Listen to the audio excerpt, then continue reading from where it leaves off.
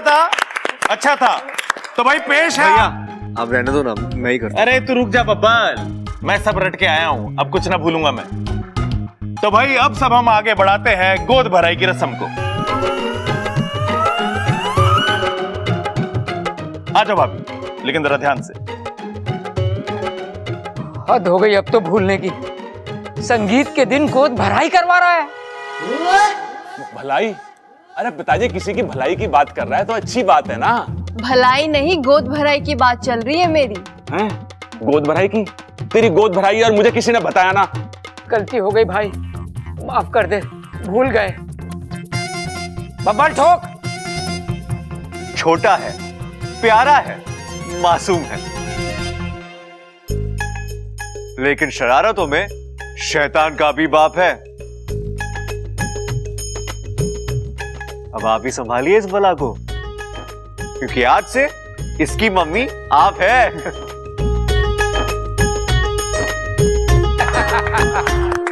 वाह, तलप्पू तलप्पू।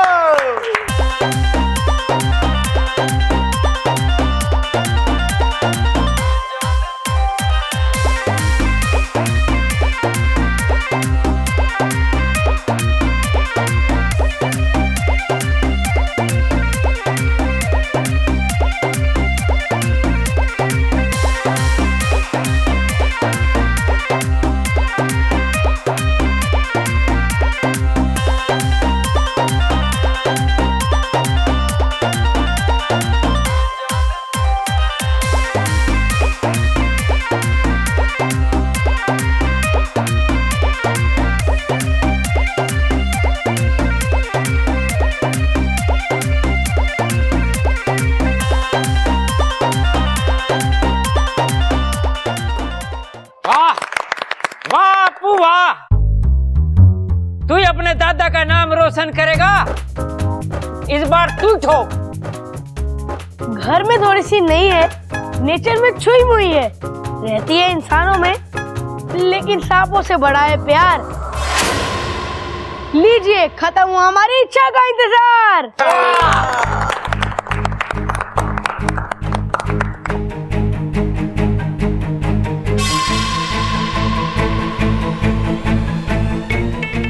छोरी कहाँ गई? अभी तक तो यहीं थी। अरे ना दादी, ये छोरी गई कहाँ, अभी तो यही थी।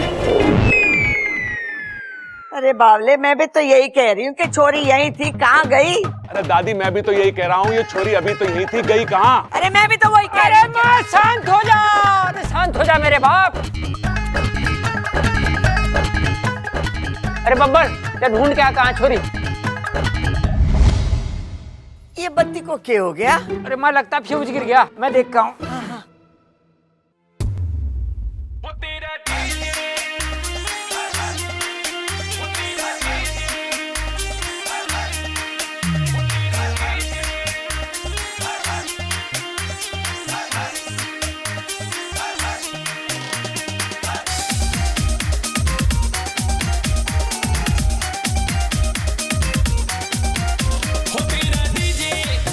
जिसने सुना, तेरा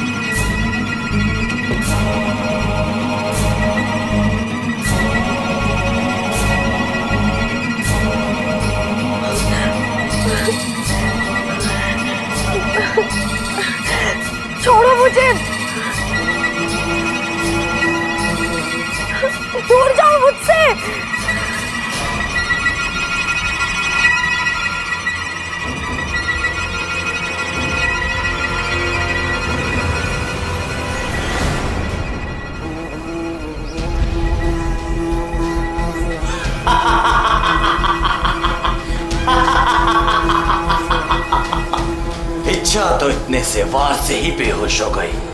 इतनी कमजोर निकली तो इच्छा। अब मेरा वार तुझ पर कोई असर नहीं करेगा। और कोई बात नहीं, मैं वापस आऊंगा, क्योंकि जो हार जाए वो बुद्धिराज नहीं।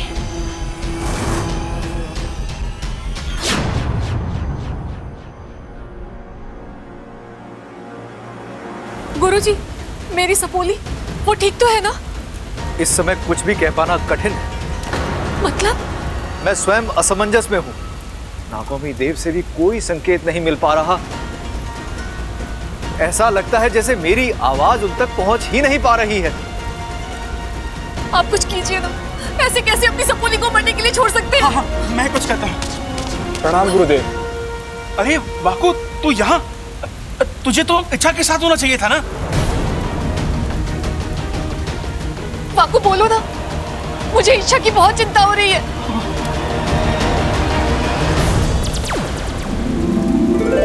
इच्छा तुम?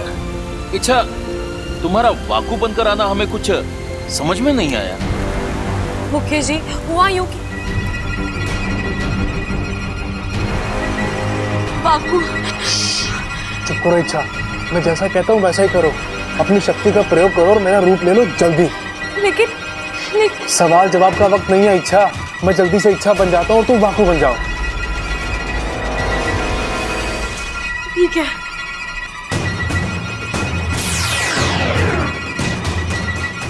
अपना ख्याल रखना वाकु। ठीक है।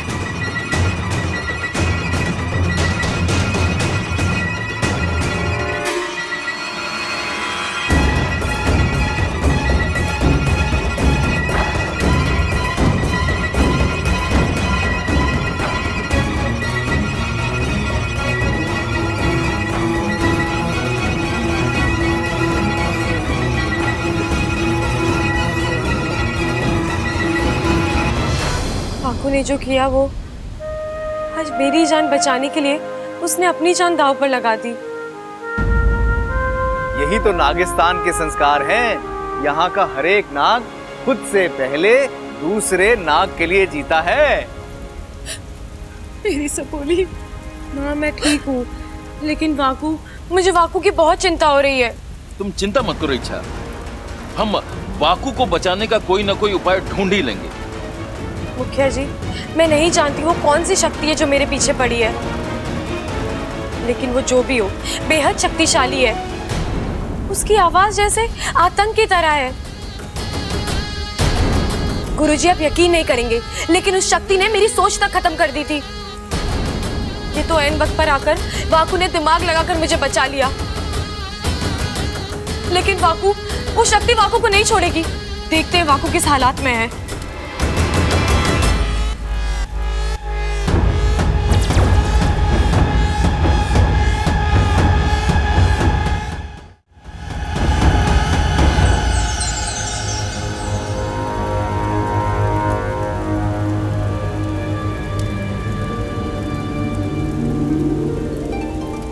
वाकु, मुखिया जी, वाकु को होश आ गया है। ये तो नागौमी देव की कृपा है। जय नागौमी देव! जय नागौमी देव! अब कौन आ गया?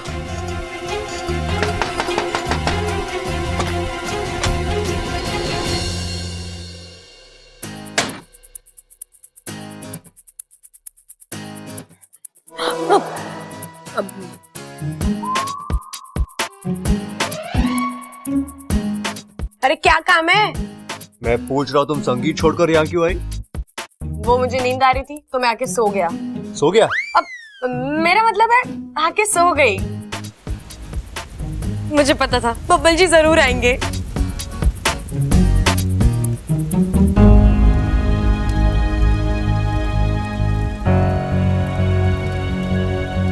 वैसे इच्छा, तुम्हें वहां कुछ और देर रुकना चाहिए था।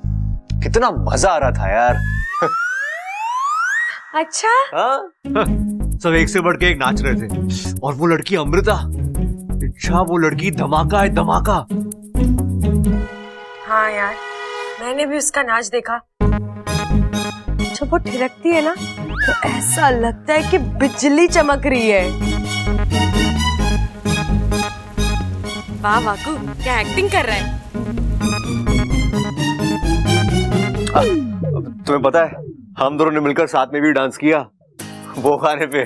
वो गाना है ना, काटे नहीं कटते ये दिन। यार मैंने इतना अच्छा परफॉर्मेंस मिस कर दिया। जितनी भी कोशिश कर लो बब्बल जी, ये इच्छा नहीं जलने वाली। वैसे बाहर सब कह रहे थे कि हम दोनों की, मतलब मेरी और अमृता की जोड़ी कमाल की है। हाँ तो मुझे भी ऐसा ही लगता है। जब आप दोनों खड़े होकर बातें करते हो ना, इतनी प्यारी जोड़ी लगती है। तुम्हें भी ऐसा लगता है? हाँ, मुझे तो लगता है आपको अमृता से शादी कर लेनी चाहिए। ए वाकू, अब कुछ ज्यादा हो रहा है, भलते सलते सुझाव मत दे।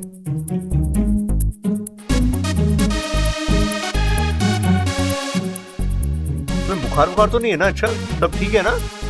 अभी तो नहीं है, आप और कुछ देर यहाँ रुकेंगे तो आ जाएगा।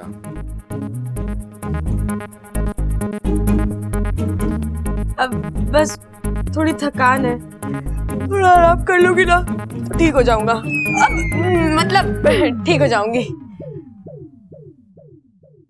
अब देखो अच्छा। अब बबल जी अभी आप जाइए, मुझे थोड़ा सोना है। तो सो जाओ, जानबूझकर अपनी आंखें बंद कर लो, मैं जा रहा हूँ। मैं जा रहा हूँ। तो जाओ। यार ये इच्छा ही है या कोई और? अभी तक यही खड़े हो, जाओ।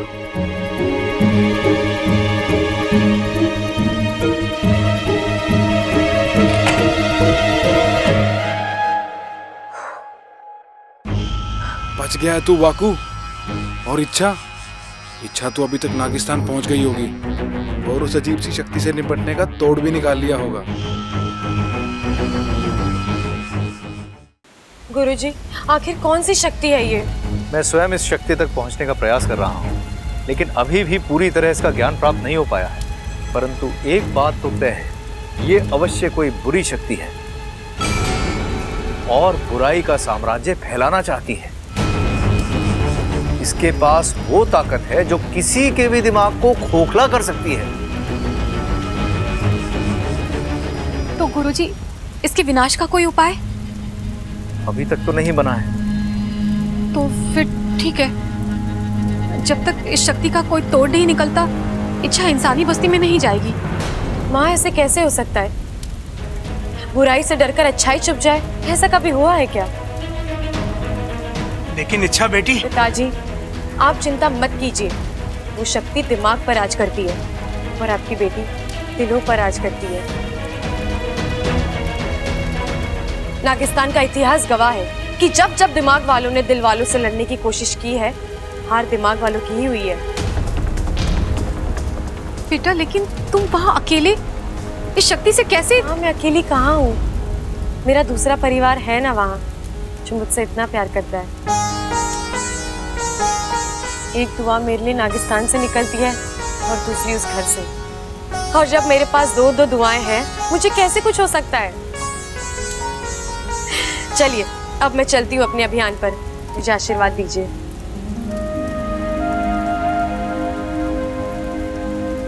जय नागोमी देव।